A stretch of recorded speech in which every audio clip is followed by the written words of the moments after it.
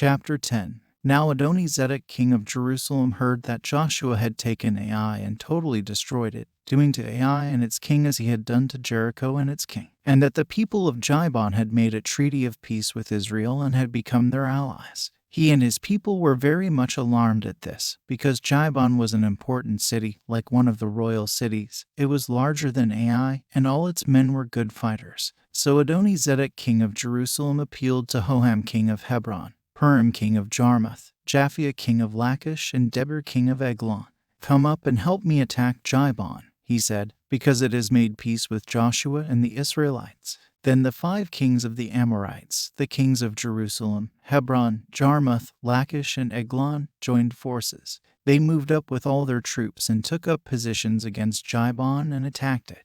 The Jibonites then sent word to Joshua in the camp at Gilgal, "Do not abandon your servants. Come up to us quickly and save us. Help us, because all the Amorite kings from the hill country have joined forces against us." So Joshua marched up from Gilgal with his entire army, including all the best fighting men. The Lord said to Joshua, "Do not be afraid of them. I have given them into your hand. Not one of them will be able to withstand you." After an all-night march from Gilgal, Joshua took them by surprise. The Lord threw them into confusion before Israel. So Joshua and the Israelites defeated them completely at Jibon.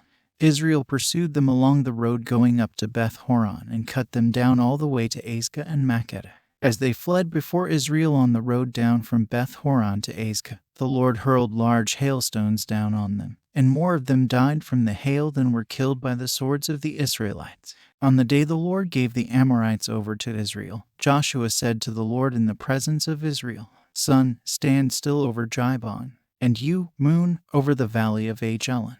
So the sun stood still, and the moon stopped, till the nation avenged itself on its enemies, as it is written in the book of Jashar. The sun stopped in the middle of the sky and delayed going down about a full day. There has never been a day like it before or since, a day when the Lord listened to a human being. Surely the Lord was fighting for Israel. Then Joshua returned with all Israel to the camp at Gilgal. Now the 5 kings had fled and hidden in the cave at Makkedah. When Joshua was told that the 5 kings had been found hiding in the cave at Makkedah, he said, "Roll large rocks up to the mouth of the cave and post some men there to guard it. But don't stop, pursue your enemies. Attack them from the rear and don't let them reach their cities, for the Lord your God has given them into your hand." So Joshua and the Israelites destroyed them completely, almost to a man, but the few who were left reached their fortified cities. The whole army then returned safely to Joshua in the camp at Makkedah, and no one uttered a word against the Israelites. Joshua said, "Open the mouth of the cave and bring those 5 kings out to me." So they brought the 5 kings out of the cave, the kings of Jerusalem, Hebron, Jarmuth, Lachish, and Eglon. When they had brought these kings to Joshua, he summoned all the men of Israel and said to the army commanders who had come with him, "Come here and put your feet on the necks of these kings." So they came forward and placed their feet on their necks. Joshua said to them, "Do not be afraid, do not be discouraged. Be strong and courageous. This is what the Lord will do to all the enemies you are going to fight." Then Joshua put the kings to death and exposed their bodies on 5 poles, and they were left hanging on the poles until evening.